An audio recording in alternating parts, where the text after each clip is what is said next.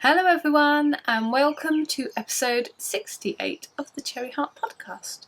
I'm Sandra and this is a podcast about crochet, knitting and sometimes sewing and any other crafty bits and bobs that I may get up to.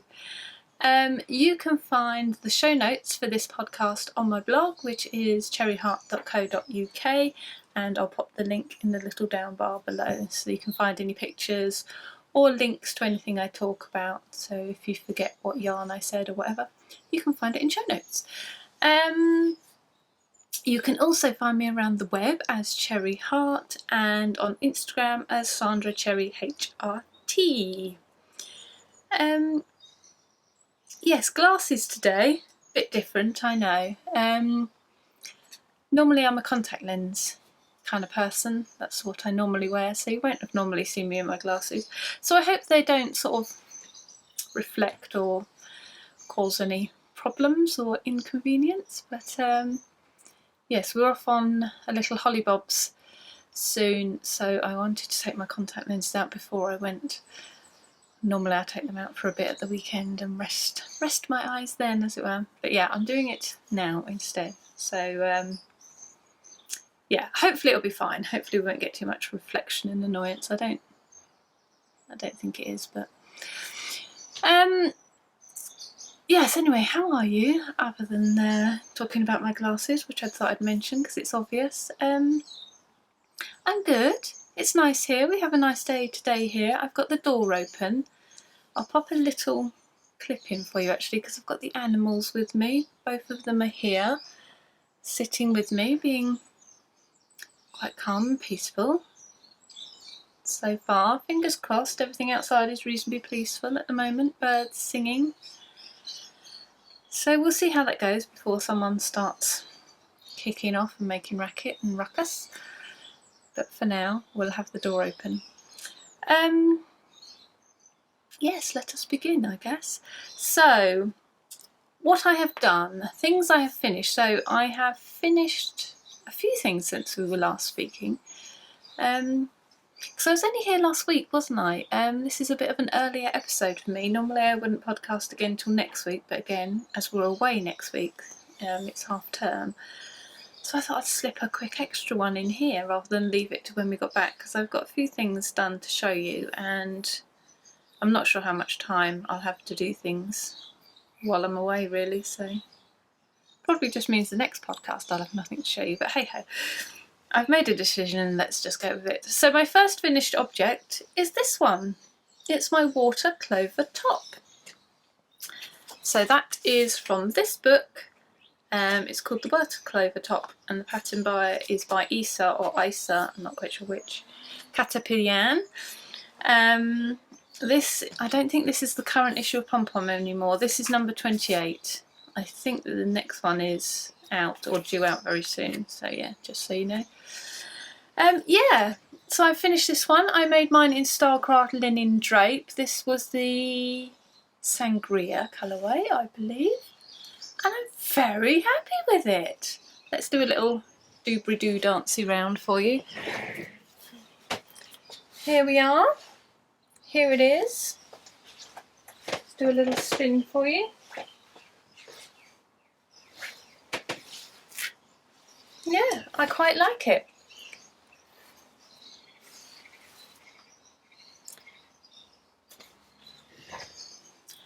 That's probably all I need to do to show you that. Yeah, I'm really happy with it. The only trouble I had with, well, I didn't get gauge, that's the first thing, so I didn't use the recommended yarn in the pattern.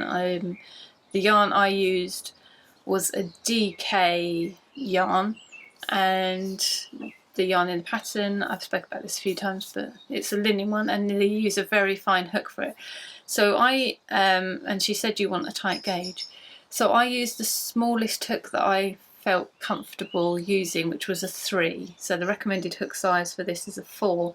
But because it's a linen and it's sort of inherently a little bit splitty, I just felt with anything less than a 3 I'd be really struggling, and with a 3 I could cope okay, so I just went with that. So yeah, so my gauge was obviously off what the pattern said it should be, but I just made a different size. So I wanted a size 3 and for my stitch count the size 1 worked out nicely. So for the stitch count instructions I used size 1, and then for the length, this is where I went a bit wrong. I did the length for a style 3 because even though my row gauge was off a bit, it wasn't as far off. So I thought, oh, well, I'll stick to that length because I'm not massively tall, but I'm not short either, so I thought I'll need perhaps a little extra if anything, and the top is quite cropped, so I thought a little extra length will be fine. Anyway, so I made the length for a size 3, but it looks really tiny. I held it up and thought this is not going to be anything like big enough, so I added some more repeats. I thought that's better, that looks right. And then I added the arm instructions, and by that time it was just, so I sort of split and did the front bit. I didn't do the shoulders, I just got up to the front here, and I just held it up, and it was so long it just looked ridiculous. And I think partly that was me adding too much length before. The pattern just didn't work out how I thought it did, you know, the arm split came lower than I thought, but partly because I didn't sort of take into account the weight of it. So when I had a smaller bit, it didn't really sort of stretch out too much because there wasn't so much weight there, but once I'd got sort of the top part on as well and was holding it like that, you could start to see it start to sort of pull down. Right, where were we? My next door neighbour is just doing something with their gate outside, so of course Bert has to go and shout at him every time he moves or breathes or makes any kind of noise whatsoever. So I've brought him in and I've shut the door, so we'll see how we go with that. He'll probably, yeah, he's looking out the window now to sort of say, got my eye on you. Got my eye on you, I'll watch you, you move, I bark. So I went back to what the pattern said and I just stuck to what it said for a size 3. So stitch count for a size 3, and then I followed the row instructions for a size, no, I said that wrong last time. The stitch count I followed size 1 to get the width for size 1, and then the row count I followed size 3, which is what I wanted anyway. So that worked out. So once I'd frogged loads back, split and followed the instructions for the row 3 as it was given, that was all fine. And then for the shoulder,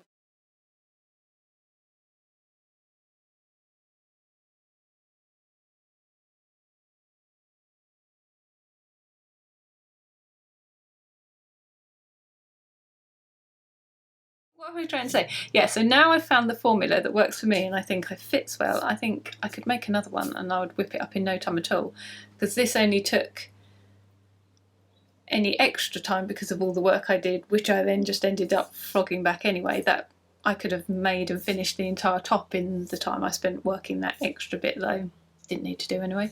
So yeah, so it's a super quick project, really quick, and I only used 4 balls as well of the linen drape to make mine. But yeah, it's good. It's a good pattern. I like it. It's nice and easy to follow. It's beautiful. I love this pattern. The stitch pattern I think is really so pretty. And yeah, I haven't blocked mine either. That's the other thing to say, just to show you the length. It was actually a little bit shorter than this when I first finished it. So maybe there-ish. And I haven't blocked it, so like a little, one of the little motifs. I haven't blocked it, but it has grown just that little bit more. But that's okay. I think it turned out just nice. Yes, very happy with that. Let's move on to the next thing. Sock blockers for this because I am ill prepared, as per usual. I finished my friendship socks, my little shorty friendship socks, I should say. So I've got the cable running down just one side, but I haven't got it on the other, and the same with this one. I ran the cable all the way down on that side, but not on that one. So this one, the pattern I used was the Hint of Sophistication Socks by Jen Sheeland, and the yarn is by Betsy Makes, by my lovely friend Sam of Betsy Makes, and it's one of her friendship sock sets. So she very kindly sent me this half of her set, and she kept half for herself, and she's made some socks and I made some socks. So yeah, really happy with those. I love this colourway. I love this peach mini to go with it. I did my little line, so I cast on in the peach and then changed to the main colour, and I just did the heels in the peach. I kind of wanted to do the toes as well, but I wasn't sure that I'd had enough, and I only had 3 grams left, so I wouldn't have done so. I figured I'd probably only be able to do you know, one, not both, so that was fine. And I did, because it was a 50-gram skein as well, I was a little bit conservative and just went for a shorty, but actually I had a good 10 grams of yarn left, so I could have easily made them quite a bit longer. But I like them like this actually. I like this length. It's sort of quite a nice little anklet sock length. I think that's quite cute. Because I was only picking them up occasionally, I just felt like I wasn't going very quick. So I sort of faded them out in a kind of artistic random way. I faded each of the other cables out and just left one going down, and then for the other one to match in, so I just started with one cable and then I gradually brought some of the other little cabling in around the toe, just a little bit of a suggestion. So I've sort of done it. I faded, you can't see because they're on the sock blockers, but I faded them out at a bit of an angle so that they go in, like that kind of way. And this one goes the other kind of way. So yeah, I'm quite happy with how that turned out actually. I was a bit worried about that being a bit of a random idea that might look a bit naff, but I kind of quite like how it looks actually. So yeah, I might try something like that again.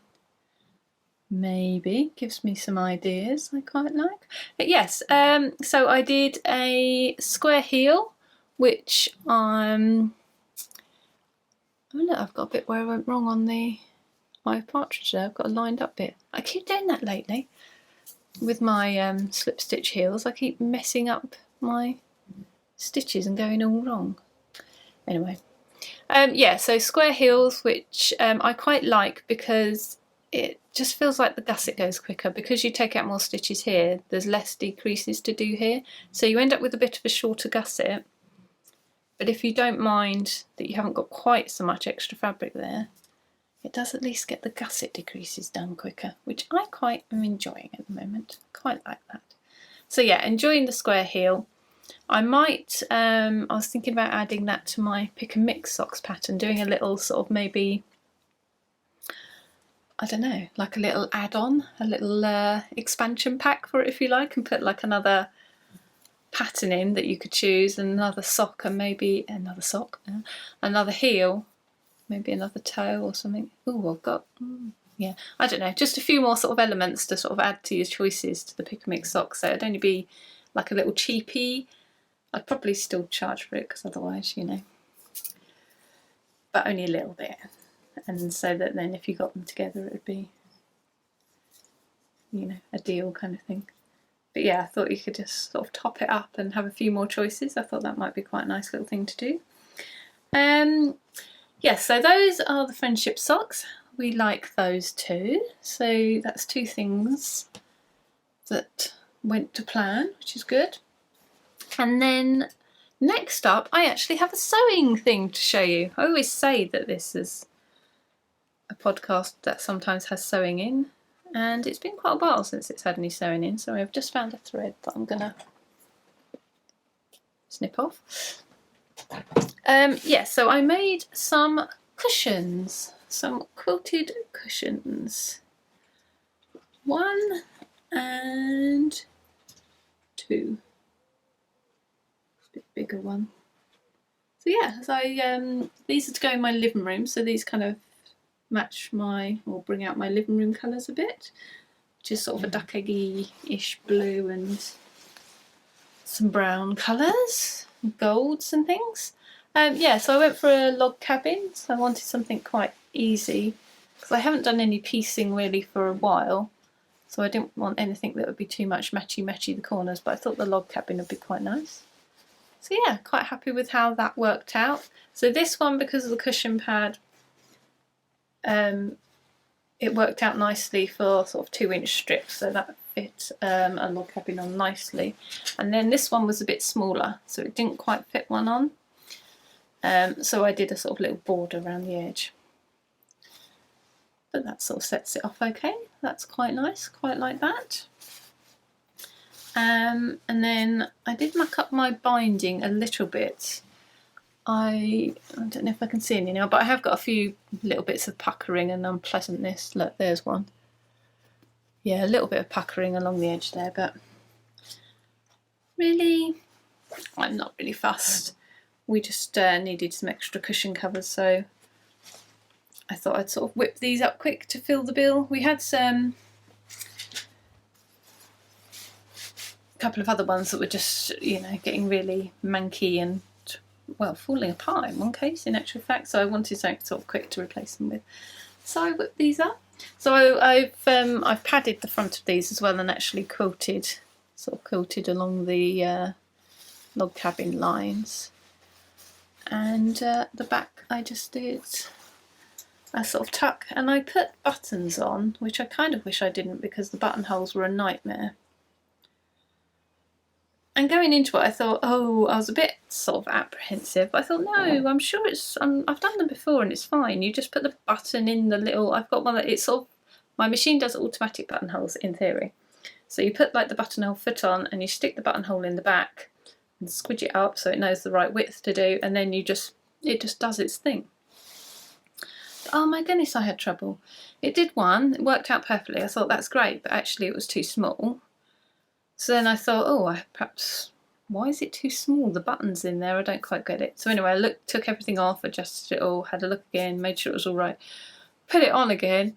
Then it did another one where it did one short side, but then the other side it went whizzing off and just didn't stop at all. Like, what? So I took everything off again, did it all again, reset everything again, turned the machine off and on again, all of this sort of thing.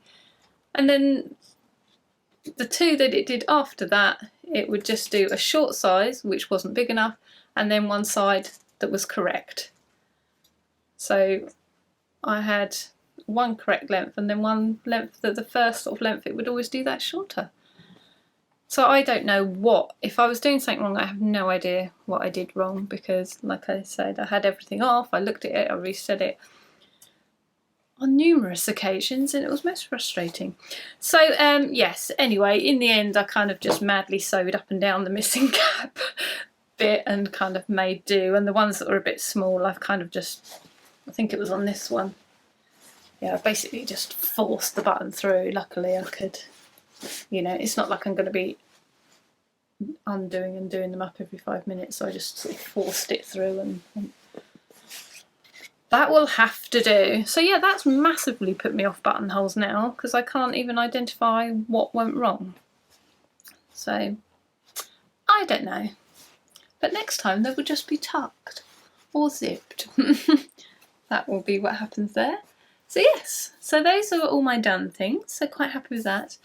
I haven't got anything else on the go at the minute that I haven't already shown you and talked about. So I've got my granny squares that I showed you last time for my blanket, and I've got another pair of socks that are sort of hanging around in the background as I just sort of pick up occasionally. They're a good portable project actually, so if I want to grab something, they're kind of being, that's their role, to sit there to be grabbed, to have a few rows when I'm out somewhere. So yes, so I'm thinking I need a new project basically, is what I'm saying. And I haven't actually started a new project yet, but I want to show you what I was planning to start it with. So here we are, I've got a nice basket of minis here. So these are mostly the minis from my Herbstblatt Regina advent calendar that I got last year. And I've topped it up. I've got a couple of other ones in here. Like that one was a nice Prezi. That one was Lay Family Yarns one. I've got a nice, this one is, it says on there, Dandelion and Dogwood. That one's so pretty, look at that, gorgeous. Yeah, the only trouble is I haven't quite got clear what I'm going to do with these. So I like them, I've got them out ready, but I'm not quite sure what it's going to be. I've got an idea though, I'm sort of playing with some swatches and I've sort of got an idea of what I want it to be, so hopefully that will come together so I can actually start it. Yeah, but hopefully I'll show you something a bit more interesting on that front next time. But yeah, I can't wait to get into those. I really like, with the advent calendars, I want a project where I can just do a little bit, so I can take one of these each day, or maybe 2 each day or whatever. I just really like the sort of ritual of taking one and sitting and winding it all up and then just doing that little bit to work all that in and then putting it down for another day. So no patterns in progress to talk about at the moment. Oh, well, there kind of is actually. This is a combined section then. This is a pod mail and a pip section. So yeah, so I had a question about these vintagey coat hangers that I made, and I can't find who asked me the question. It's not on that Ravelry thread, and I haven't got it. I thought I had all of them clipped and saved, but I can't find it. So it must have been on YouTube somewhere maybe, but I can't find who asked the question, so I'm so sorry. But I'll look through, I'll see if I can find it in the YouTube comments maybe, and if I rustle it up I'll pop you down there, because I don't want you to be forgotten, but I can't find it. But I do know that you asked about these like a billion years ago, so you're probably not even interested anymore, but oh, I'm so rubbish. But yes, so these coat hangers, let me just get this one as well to show you. Yeah, so this was another one I made. So the pattern for this one came from this book here, which is a Japanese crochet book. Charts. Now obviously there is other instructions, well not instructions, but other information in there in Japanese, like hook sizes and yarn and other such bits and bobs. So that information has been translated into English for the English version, but you still will need to know how to read charts. But if you're quite happy with charts and you don't mind sort of a little bit of guesswork regarding sort of yarn, then you can sort of just get the Japanese versions. Now the Japanese versions I get from an Etsy seller, and she's called Pompadour 24, I believe. I'll pop the link in the show notes as well. So yeah, if you can't get an English version but you're happy to have a go with the Japanese versions, you can get hold of these. So yeah, she's got a lovely shop and she's really helpful. If you don't see anything in there, you can sort of ask her and she'll see if she can get things for you. So yeah, this is the book that those came out of. So here they are in there as well, because I thought they were so pretty. And then I also started to make a few others, and I made my own little version as well. So I made, but yeah, so I did come up with my own little design as well.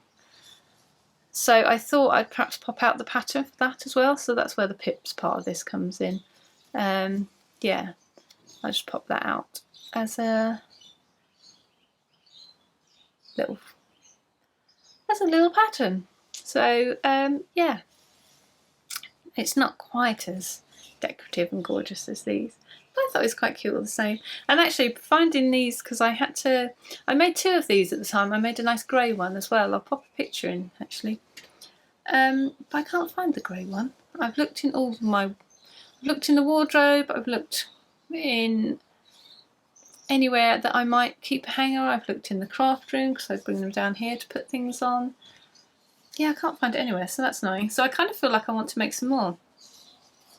So you need these nice wooden hangers to put these on, which aren't always that easy to find, but I think I got mine on Amazon last time. So I'll put the link in. If it's still there, I'll pop the link into the ones I got, because I had a bit of trouble sort of tracking them down, because, you know, obviously you put coat hanger in and you just get all kinds of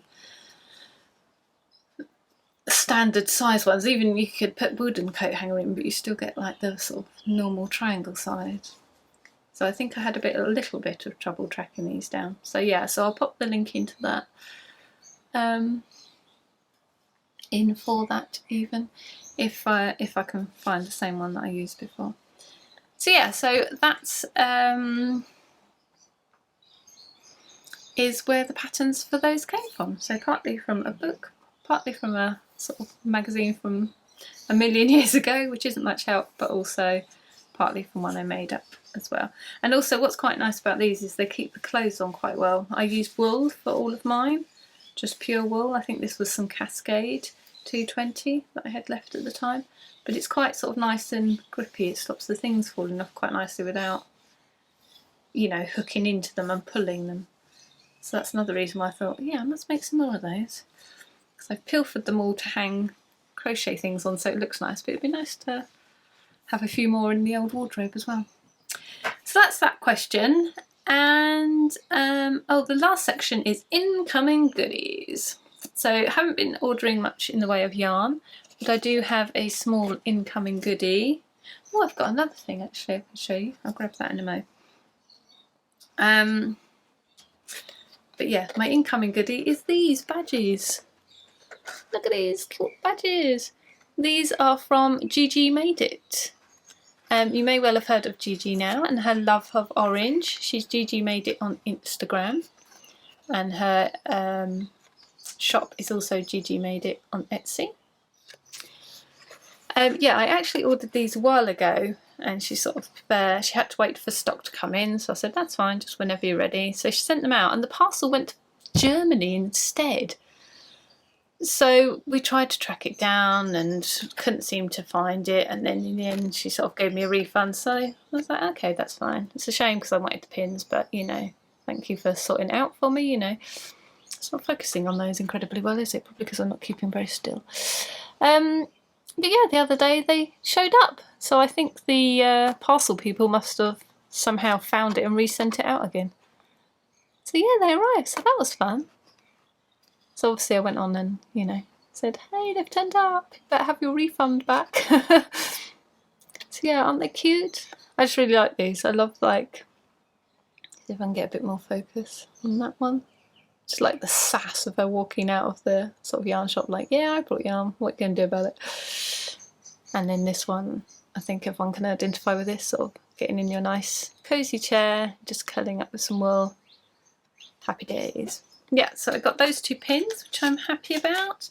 And then I'll just go and grab the other thing quickly. Yeah, so my other thing to show you is my Knit Crate box this month. So I need to tell you that Knit Crate send me this for free. So yeah, just so you're aware, they don't pay me or anything, but they do send me this for free. So just so you know. So let's show you what's inside.